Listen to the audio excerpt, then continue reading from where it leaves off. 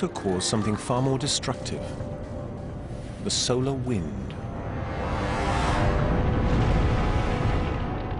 As they reach the surface, photons heat up the outer layers of the sun, sending it hurtling around the star, creating extreme turbulence and intense shock waves.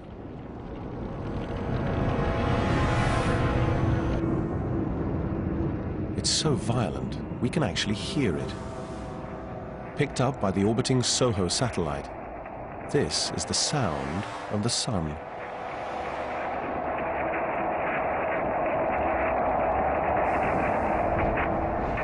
The speeding gases also generate powerful magnetic fields. As the star rotates, the fields clash and burst through the surface.